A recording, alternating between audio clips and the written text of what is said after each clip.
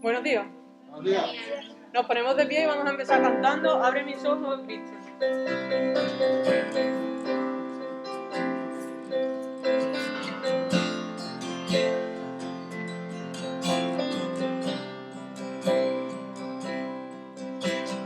Abre mis ojos, oh Cristo, abre mis ojos, Señor, yo quiero verte, yo quiero verte.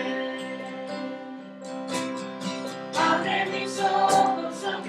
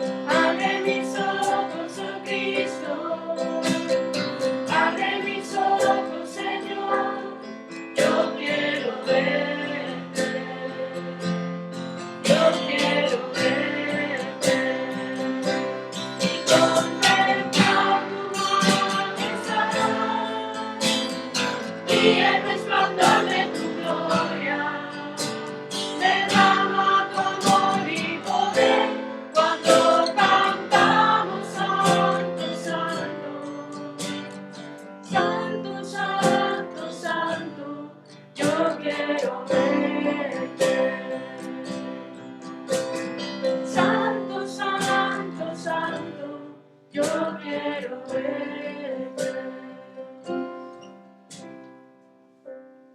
Podéis sentaros. Hoy la lectura de Proverbios va a ser la Sofía.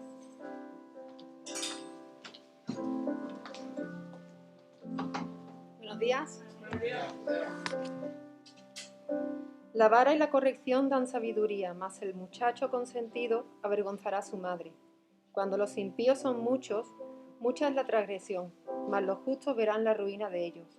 Corrige a tu hijo y te dará descanso, y dará alegría a tu alma.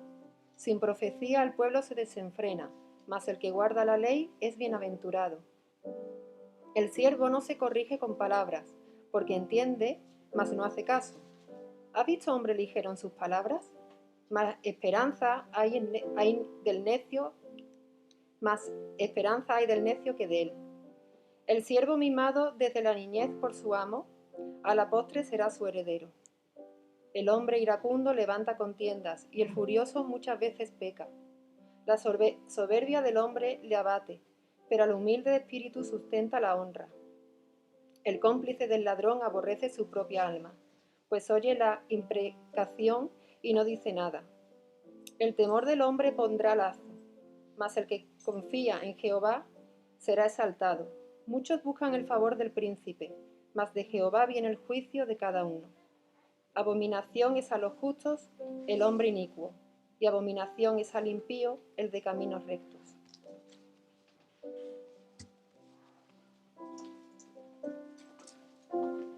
Vamos a orar. Gracias, Señor, por este día que tú nos has dado. Gracias por la oportunidad que tú nos das de poder estar aquí, Señor.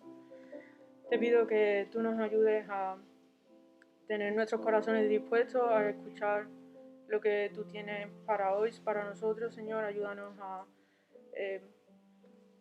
estar atentos desde una posición humilde, Señor, sin concesiones erróneas, Señor. Te pido por Pastor Alberto Puente para que tú también lo guíes, Señor, y todo lo que Él diga sea según tu voluntad, Señor. Gracias por todas las bendiciones que tú nos das continuamente, Señor. Ayúdanos a seguir alabándote como solo tú eres digno, Señor. Te lo pido en el nombre de Jesús. Amén. Nos ponemos de pie de nuevo y vamos a continuar con En la cruz.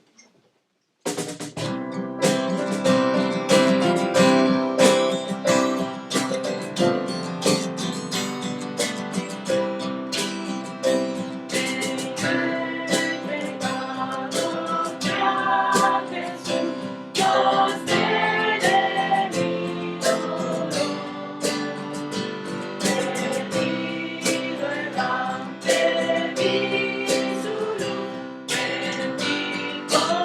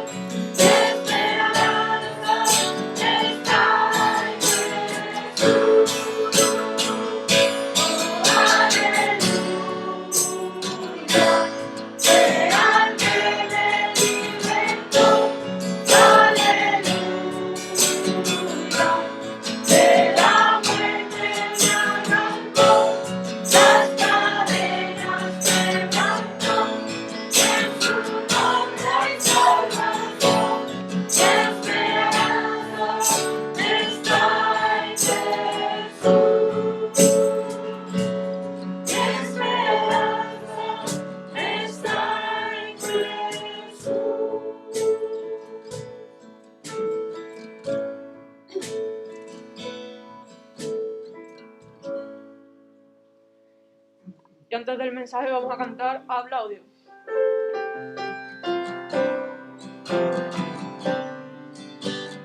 Habla, Dios, al venir aquí para recibir tu palabra fiel.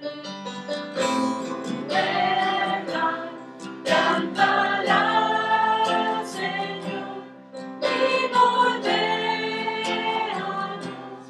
a tu imagen.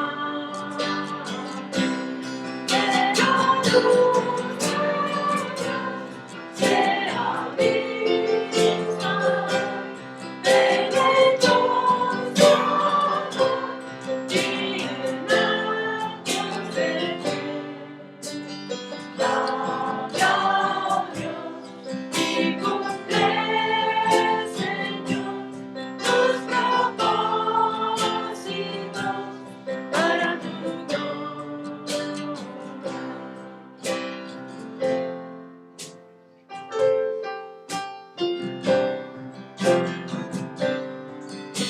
Enséñanos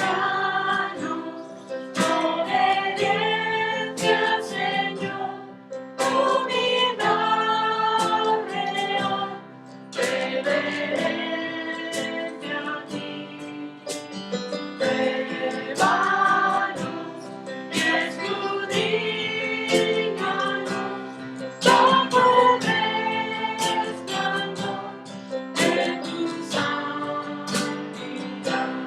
Danos esa fe que podamos ver tu glorioso amor y tu autoridad.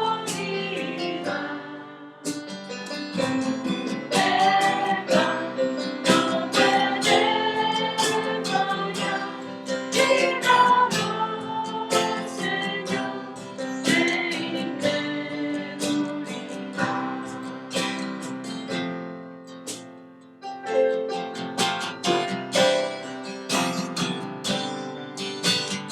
Habla, oh Dios, y renuévanos para comprender tus propósitos. Tu verdad nunca cambiará, permanecerá por la eternidad.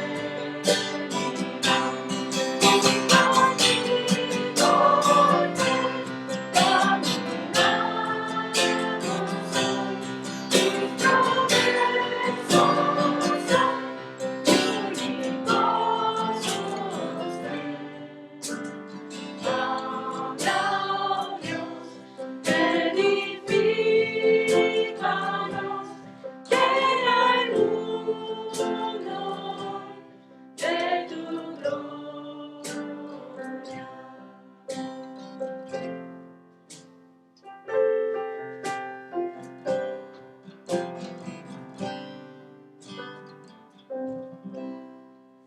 ¿Podéis sentar? Los niños pueden ir a su clase y damos paso a Alberto Puente.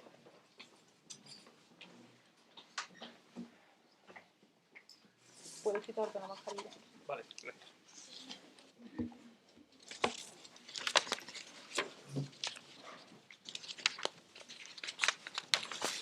Buenos días, iba a decir buenas tardes, porque estoy acostumbrado a predicar por las tardes. Pero bueno, muy bien, voy a orar antes de empezar, ¿de acuerdo?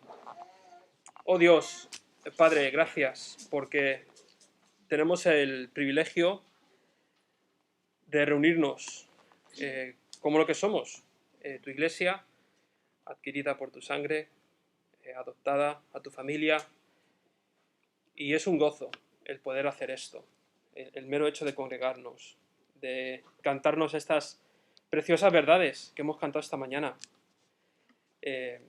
Señor, pensamos en la cruz, todo lo que ocurrió allí en Gólgota y cómo perdonaste nuestros pecados allí en la cruz, donde vimos por primera vez la luz, Señor, gracias por la preciosa verdad de que a pesar de que había un gran abismo entre tú como santo Dios y nosotros como pecadores, tu gracia nos alcanzó. Gracias, como hemos cantado en esta última canción, que tenemos tu palabra y venimos a escuchar tu palabra. No buscamos a escuchar palabra de hombre, venimos a escuchar palabra de Dios. Dios, mi deseo es que seas tú quien hable ahora, a medida que tu palabra es expuesta, no yo. Que ninguna opinión mía, una presuposición mía sea de estorbo, Señor, que sea totalmente tu palabra la que hable a tu iglesia, porque es lo único que puede edificarla, lo único que puede santificarla. Así que, Señor, venimos en esta postura de recibir de ti, de ser transformados a través de tu palabra como iglesia.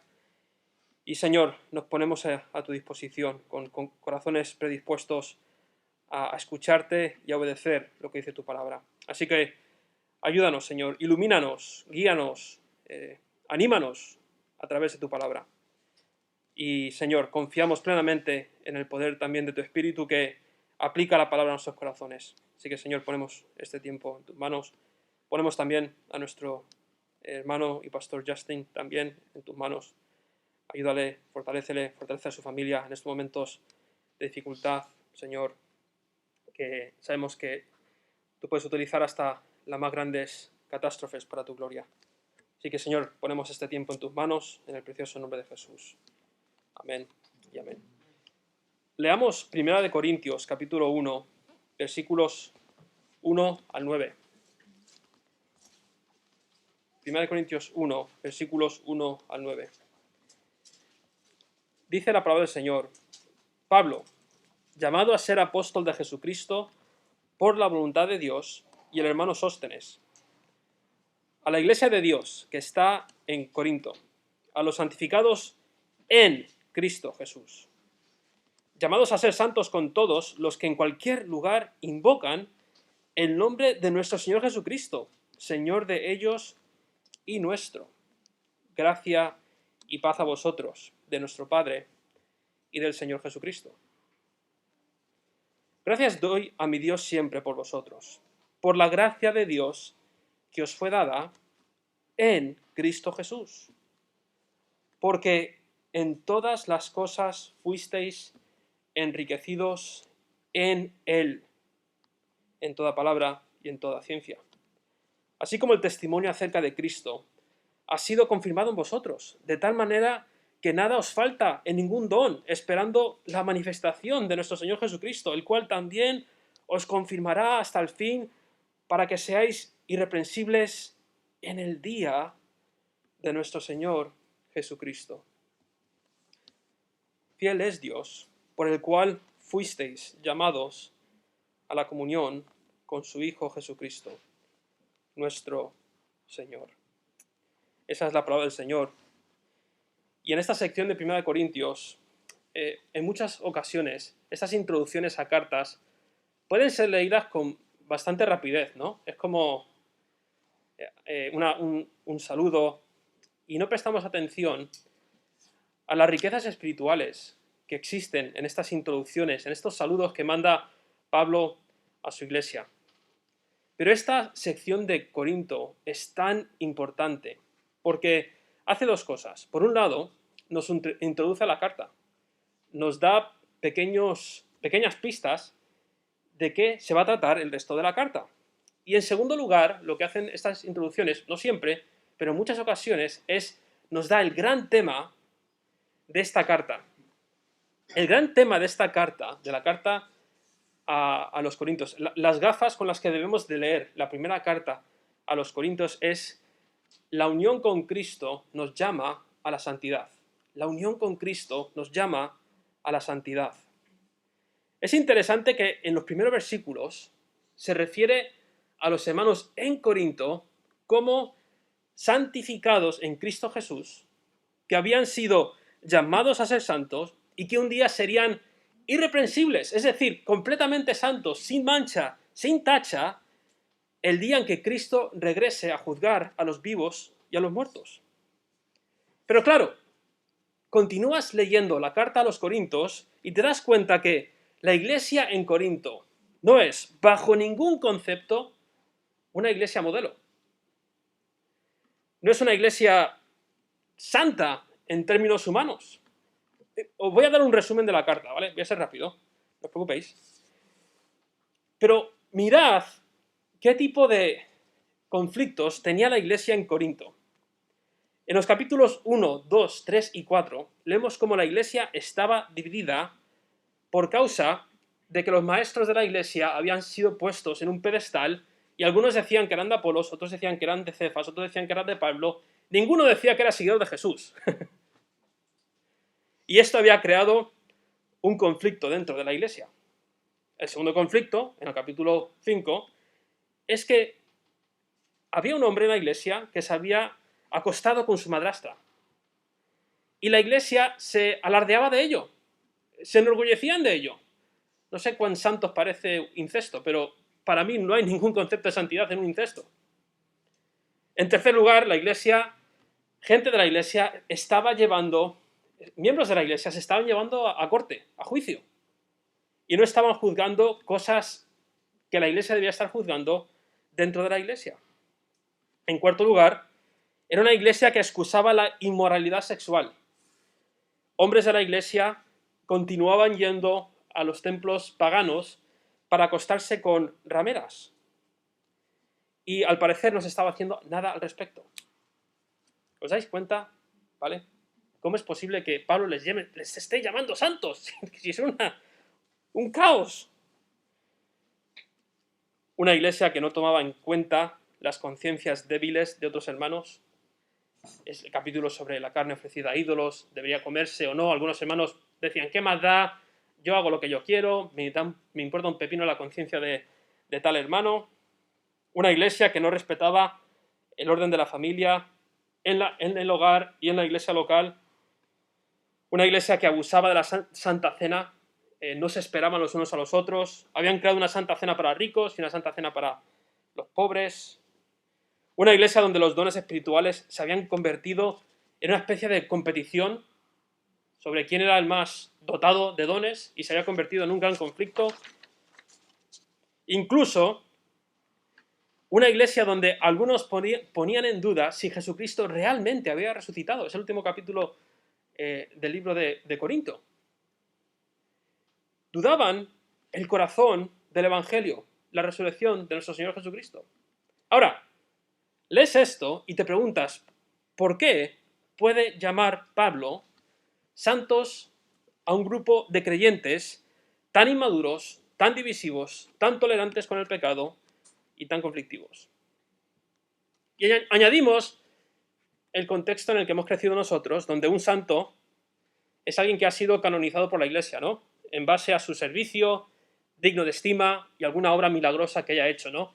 Así es como se canoniza en nuestro contexto católico romano, ¿no? Entonces, tomamos esto en cuenta y dices, madre mía, ¿cómo es posible que Pablo llame a este grupo de personas santos si no tienen nada de santos?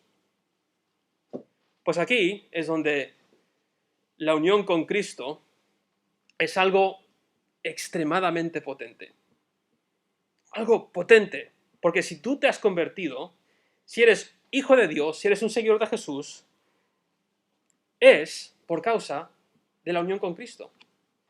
Y ahora, a lo mejor no te estás acostando con tu madrastra, a lo mejor no estás yendo a un templo pagano a acostarte con rameras, a lo mejor no hay conflictos en esta iglesia, pero indudablemente, dentro de ti hay cosas que tú batallas con ellas y piensas a veces, Dios me estará mirando y diciendo, ¿qué hijo más asqueroso tengo? ¿Cuántas veces decimos, no sé si hoy voy a ir a la reunión de la iglesia porque esta semana he estado batallando con el pecado y es que me siento un hipócrita yendo a la iglesia? O incluso leer las escrituras, ¿no? Abres la Biblia y dices, ¿cómo voy a abrir la Biblia si acabo de tener una gran discusión con mi esposo, mi esposa, con quien sea? No soy digno de leer las escrituras hoy. ¿Alguien ha batallado con eso o soy yo el único bicho raro? Bien, todos nosotros, casi todos, ¿no? Bien. ¿Cómo tenemos la seguridad de que a pesar de las batallas que tenemos, como las que tenían la iglesia en Corinto, cómo tenemos la certeza de que Dios, a pesar de esas cosas, nos continúa viendo como santos, sin tacha, irreprensibles. La clave está en nuestro entendimiento de nuestra unión con Cristo. Y hermanos, cuanto mejor entendamos nuestra unión con Cristo, más fácil va a poder ser, vamos a poder llevar estas batallas que tenemos con el pecado. Así que permitidme definir lo que es la unión con Cristo. Mucha gente lo ha intentado describir, enseñar durante el transcurso de la historia. Una de las mejores analogías que he leído sobre la unión con Cristo, que también utiliza las Escrituras, fue escrita por un tal Joseph von Staupitz, que fue muy influyente en su era. Y él, al escribir sobre la unión con Cristo, lo compara o emplea la analogía del matrimonio para escribir sobre la unión con Cristo. Dice, de la misma manera que dos personas se convierten en una en el matrimonio, así es con Cristo y con el creyente. ¿Cuántos aquí estáis casados? Bien. El momento en que tú contraíste matrimonio con tu esposo, con tu esposa, con tu cónyuge, dos personas se convirtieron en una. De una manera literal, evidentemente, pero sí de una manera extremadamente potente. Y Staupitz decía que cuando el creyente y Cristo se unen, Cristo le dice a la iglesia y al creyente, te acepto como mío, te acepto como mi preocupación, te acepto a mí mismo. Y a la inversa, la iglesia o el individuo le dice a Cristo, te acepto como mío, eres mi preocupación, te acepto a mí mismo. Ahora, ¿a qué os recuerda esto? ¿Os recuerda un poco a los votos que hicisteis cuando contraísteis matrimonio? ¿No? Voy a amarte en pobreza, en riqueza, en enfermedad, en salud.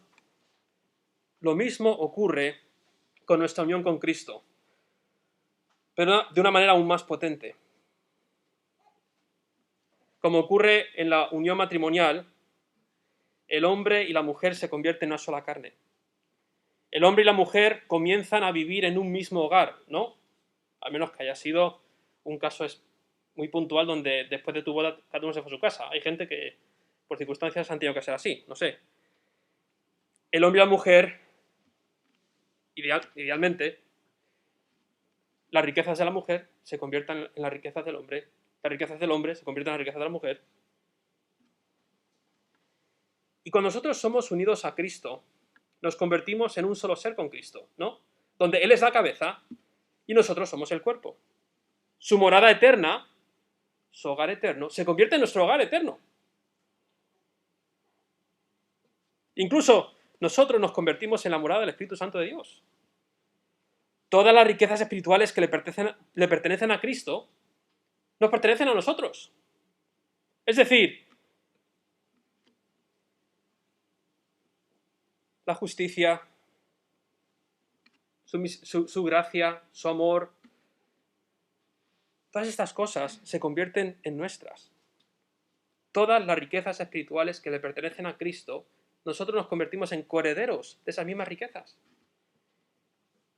Y en retorno, ¿qué recibe Cristo? ¿Qué aportamos nosotros a esta unión? ¿Qué hace suyo que es nuestro Jesús? Bueno, principalmente nuestro pecado, nuestra injusticia, el castigo de nuestra rebelión. Cristo lo hizo suyo. Qué historia más potente, ¿no? Qué gran intercambio. Nosotros recibimos todas sus riquezas espirituales, recibimos todo lo que es de Él, se convierte en nuestro. La vida eterna, la vida de la iglesia que es suya. Y Él, en cambio, recibe nuestro pecado, nuestra rebelión.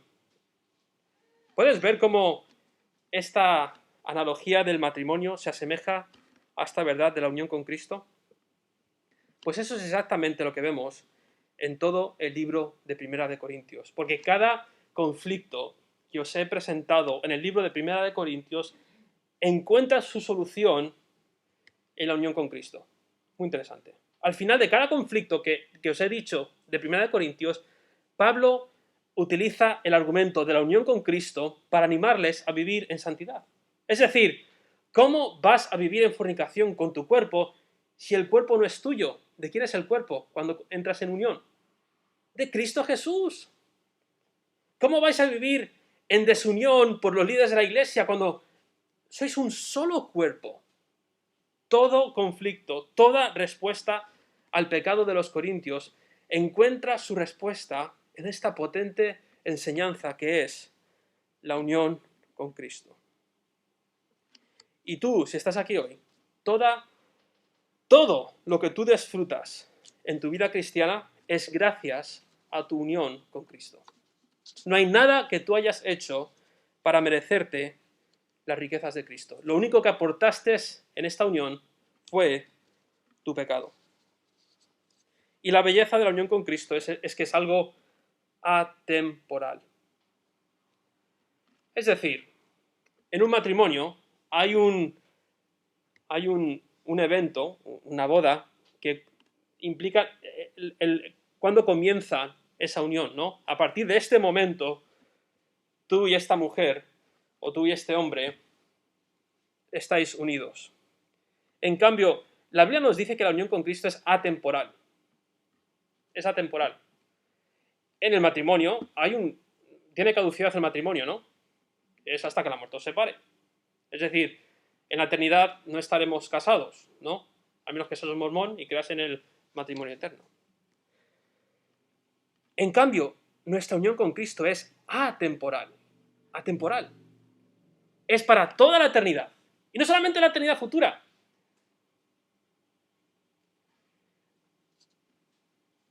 La unión con Cristo no ocurrió en un momento.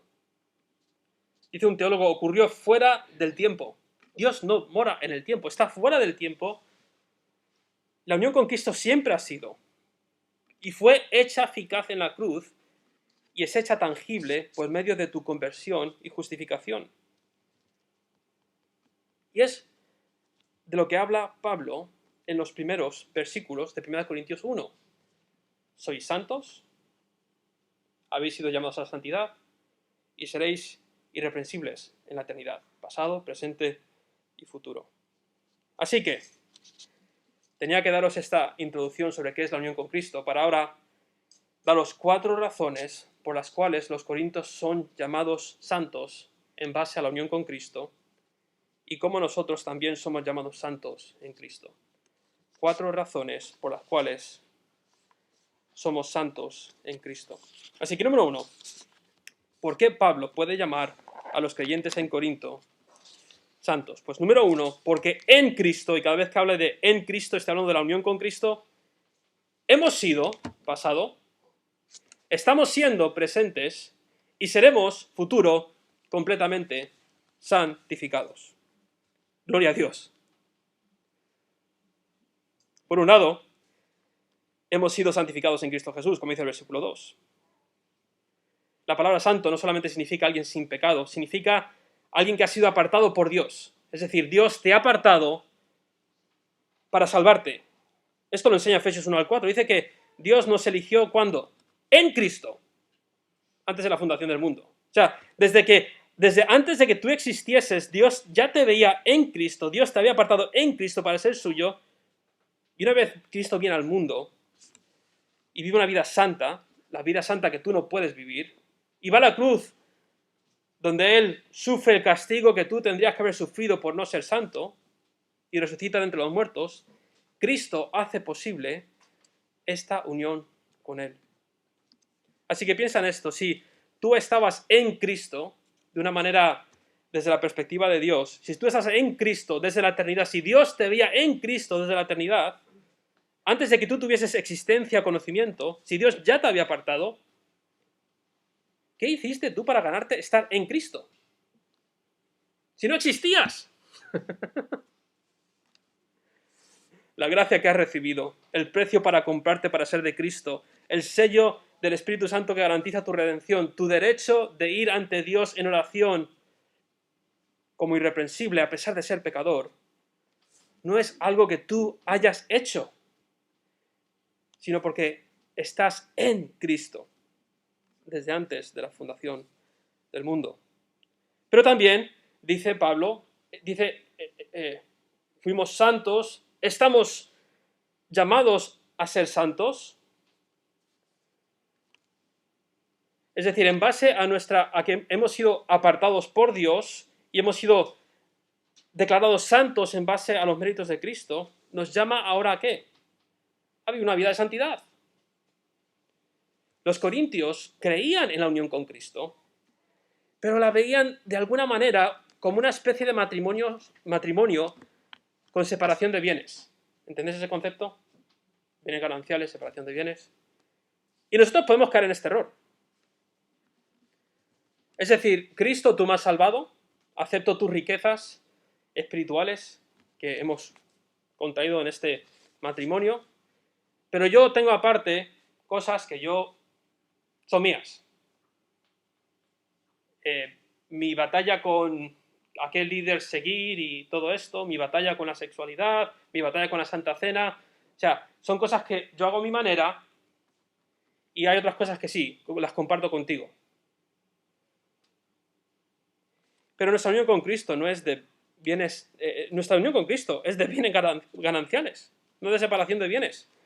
Jesús no es un hombre con el que puedas vivir en unión libre y decirle, mira, acepto tu salvación por gracia, pero hay ciertos aspectos de esta unión que yo quiero hacer a mi manera. No, Jesús quiere una unión completa que impulse cada área de nuestra vida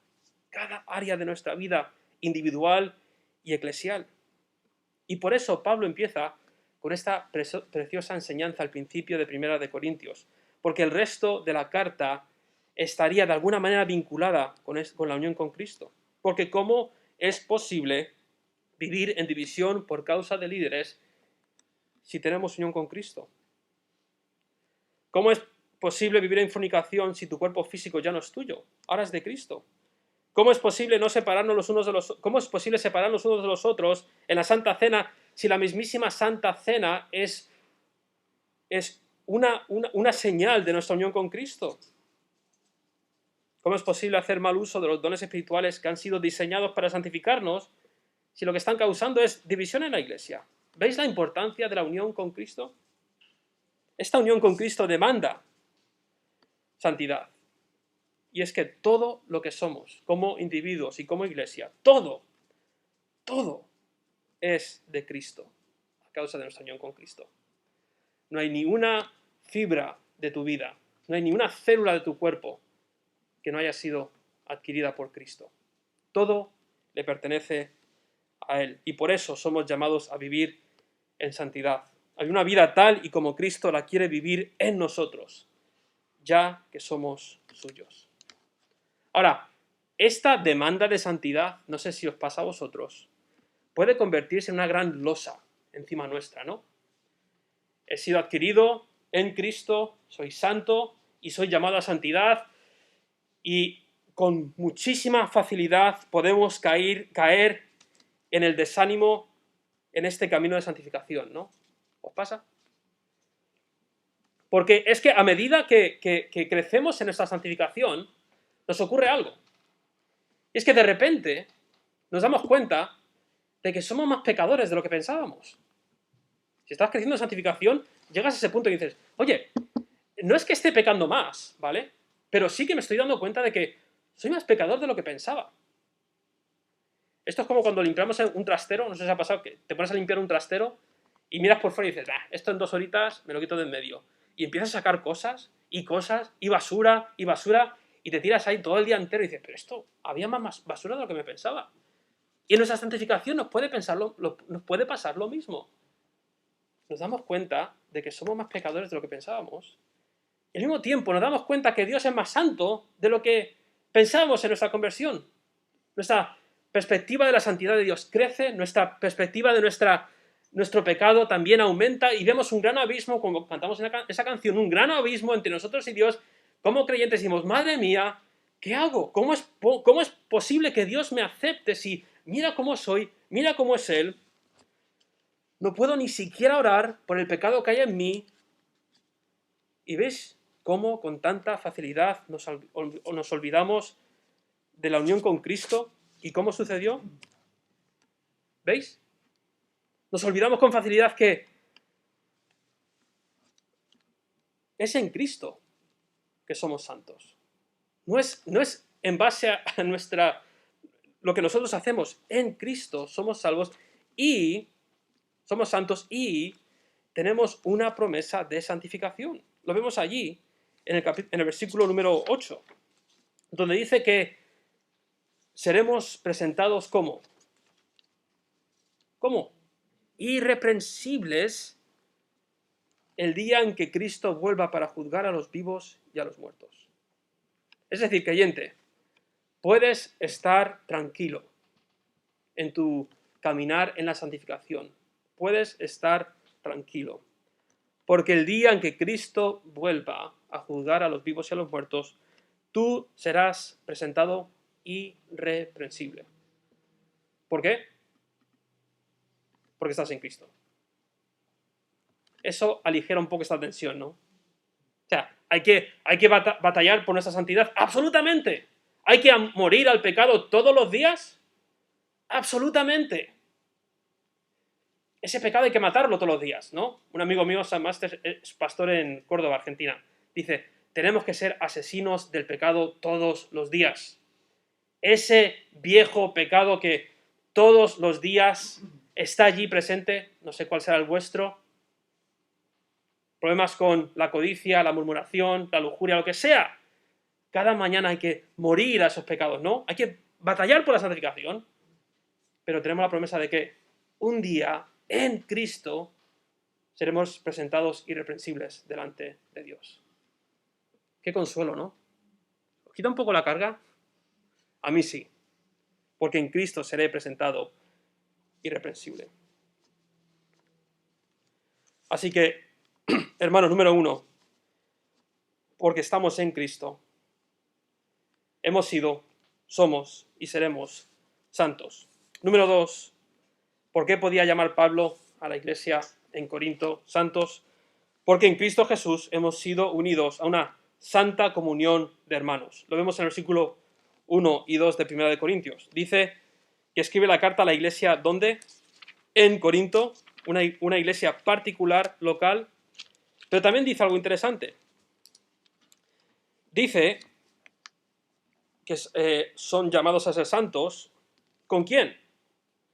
Con todos los que en cualquier lugar, Corintio y todo el mundo, invocan el nombre de nuestro Señor Jesucristo. Entonces, la unión con Cristo no es meramente algo individual. Incluso este pensamiento individualista está matando a la iglesia contemporánea. ¿No? A veces pensamos que nuestra unión con Cristo es algo entre yo y Jesús, solos. No, la unión con Cristo es nosotros y Jesús.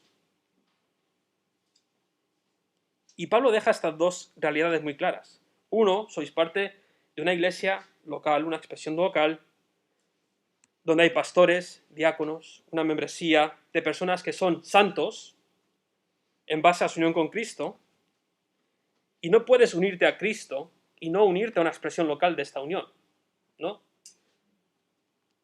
Cristo, me caso contigo, pero no me caso con tu esposa. Es como, no funciona así el matrimonio. Con Cristo, si te unes a Él, te tienes que unir a su esposa.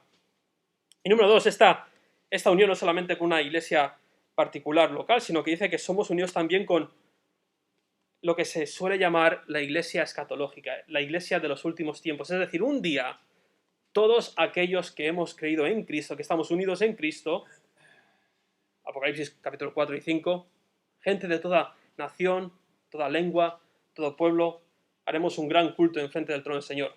¿Sí o no? Qué glorioso día. Y esto es un aperitivo, ¿no? De ese glorioso día en que estemos ante el trono del Señor y hagamos un gran culto a su gloria. Pero el punto es que estás en Cristo Jesús, unido a una iglesia santa. Gloria a Dios. Y número 3, y esto podría ser punto 2.a y 2.b, pero no, número 3, da lo mismo. ¿Por qué puede llamar Pablo a la iglesia en Corinto santa? Porque en Cristo Jesús tenemos dones que nos santifican. Es decir, ha sido unido a una iglesia santa, y esta iglesia santa ha sido dada dones. ¿Para qué? ¿Para qué son los dones? ¿Son los dones para lo que pensaban los de Corinto, para competir los unos con los otros, a ver quién tiene más dones? No. Estos dones son para nuestra, ¿qué? Santificación. Lo dice el versículo 4 al 7, dice: gracias doy a mi Dios siempre por vosotros, por la gracia de Dios que os fue dada en Cristo Jesús, porque en todas las cosas fuisteis enriquecidos en Él, en toda palabra y en toda ciencia, así como el testimonio acerca de vosotros ha sido confirmado en vosotros, de tal manera que nada os falta en ningún ¿qué? Don, esperando la manifestación de nuestro Señor Jesucristo. Entonces, te unes a un cuerpo santo, la iglesia, enriquecido con un montón de dones, que los podéis leer sobre ellos en el capítulo 11, 12, 13, y estos dones fueron dados para nuestra santificación. ¿Veis cómo no puedes santificarte a ti mismo por tu cuenta? Porque esta iglesia local, la Iglesia Bautista del Olivar en Dos Hermanas, ha sido enriquecida con dones específicos para que tú como individuo puedas ser ¿qué? Santificado en Cristo. No existe ningún creyente que tenga todos los dones espirituales para santificarse a sí mismo. Si lo conocéis, decídmelo. Me encantaría conocer a la cuarta parte de la Trinidad. No existe. No hay manera que un creyente posea todos los dones espirituales. ¿Por qué? Porque Dios ha diseñado la santificación de tal manera que para ser santificado en esta actual santificación, con la promesa de la santificación futura, necesitas una iglesia donde esperes la llegada de tu Señor para ser santificado. El santificarte por tu cuenta es como el médico que piensa que puede hacerse cirugía a sí mismo. Es absurdo, ¿no? Lo ves en las películas, la gente que se amputa brazos por su cuenta, se cose, eso es una película. Eso no puede suceder. Necesitas un equipo quirúrgico, un anestesista y todo el equipo que está allí para hacer una cirugía. Y con tu santificación es igual.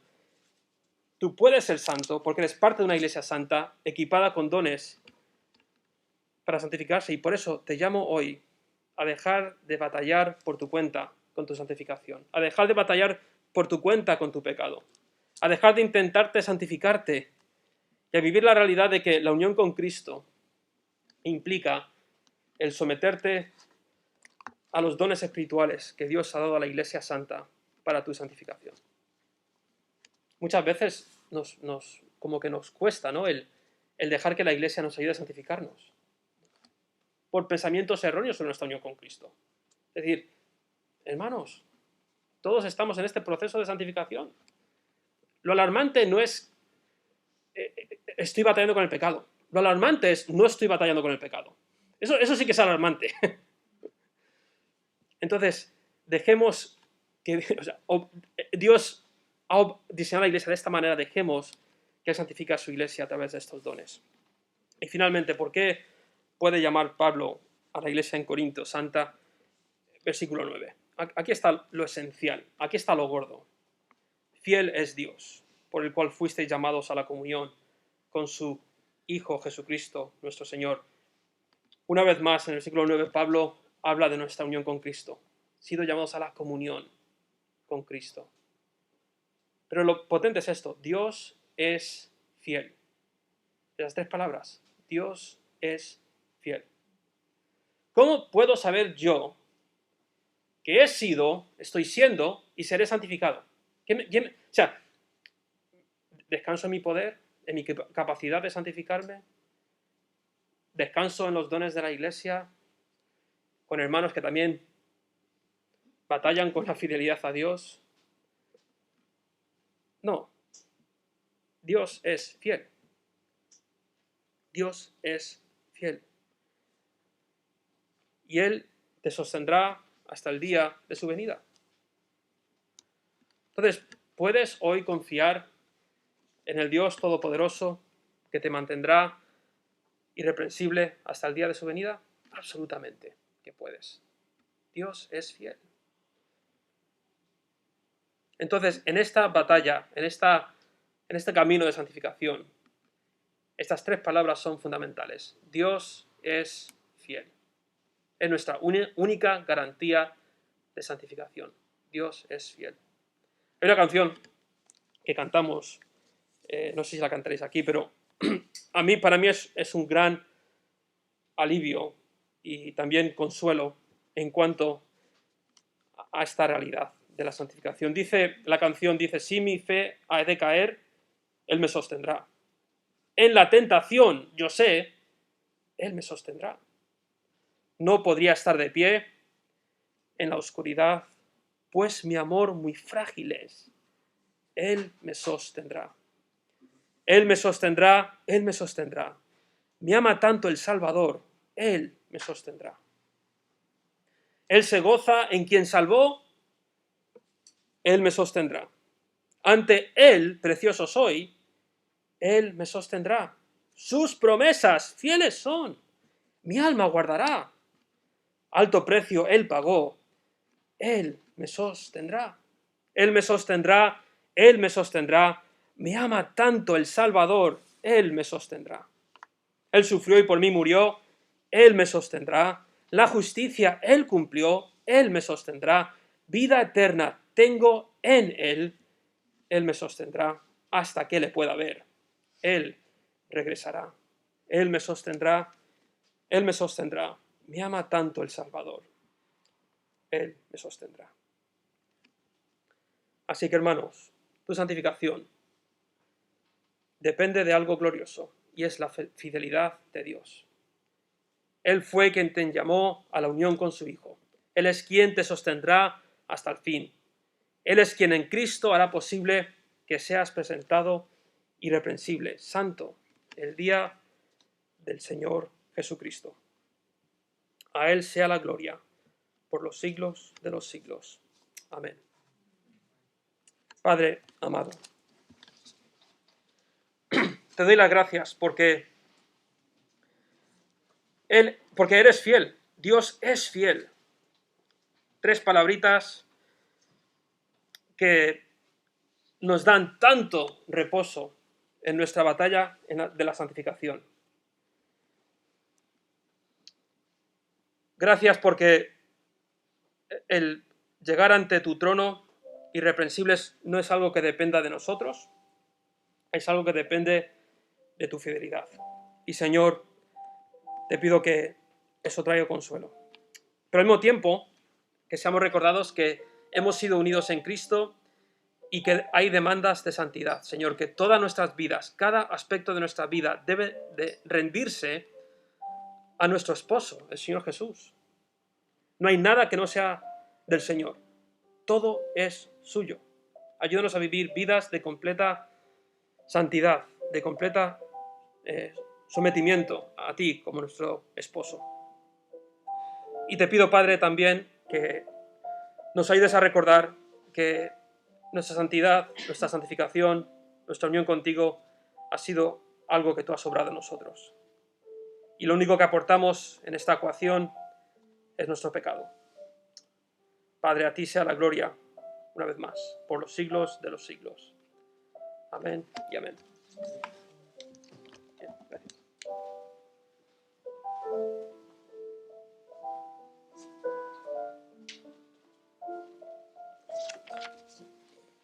Muy bien.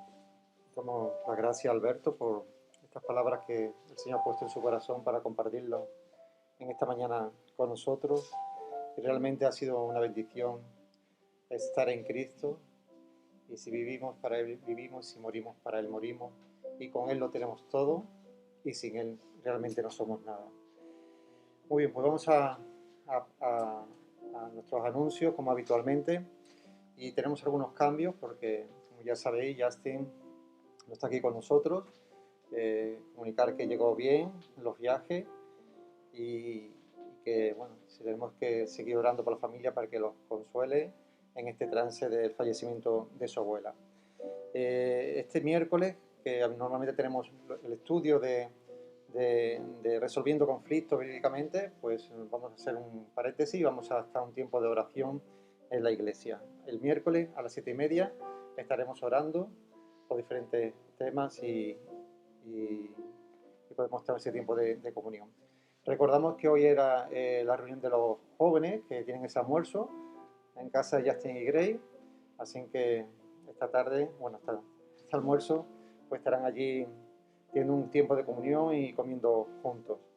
Recordamos nuestro reparto de trataditos, seguimos teniendo esos trataditos ahí para poderlo hacer, por tanto ir, como esta gran encomienda que tenemos de parte del Señor también, de seguir evangelizando de alguna forma, y tenemos esos trataditos, esos folletos para hacerlo por el pueblo y por donde queramos. Y nuestra ofrenda, que también como habitual, ya sabéis que lo hacemos de esta forma, que es usando los sobres que tenemos en los asientos. Y si es para los hermanos en Mallorca, que ya leímos la carta la semana pasada, nos ha llevado mucha alegría el saber cómo la obra le está bendiciendo grandemente el Señor y van a poder adquirir este local, pues ponemos para Mallorca y si no, pues para la iglesia o para los dos, ¿vale? Y lo depositamos a la salida en el canasto. Muy bien, pues vamos a tener dos oraciones también como habitual, una oración por la ofrenda y también pues una oración por España. En este caso, Gustavo pues va a hacer las oraciones, ¿de acuerdo?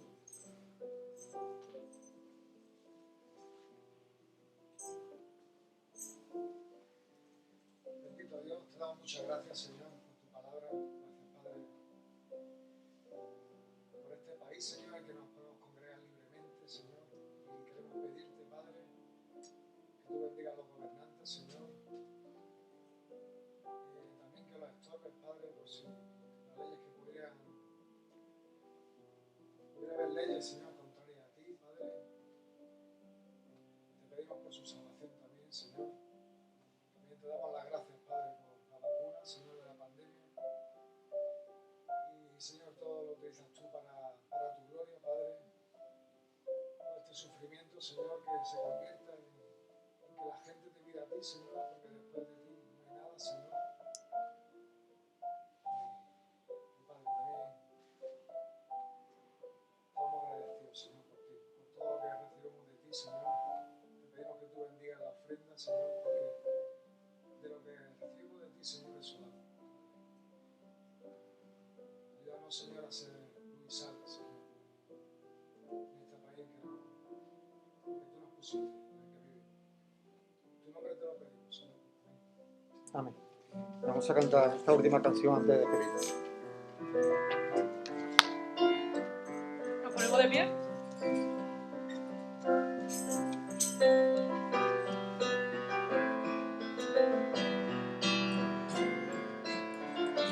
Gloria te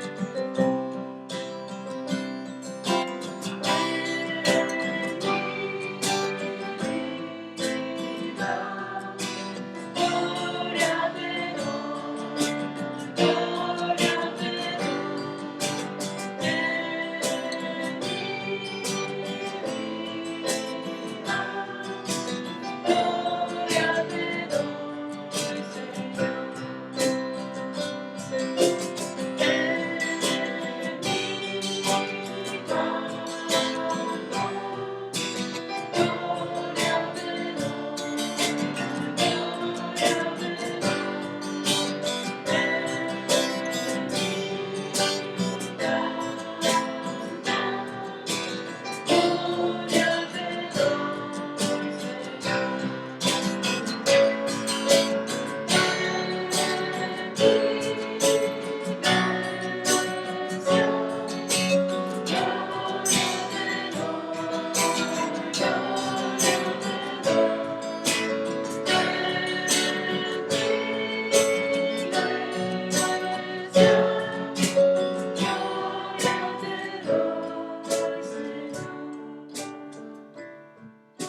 Pues gracias por haber venido.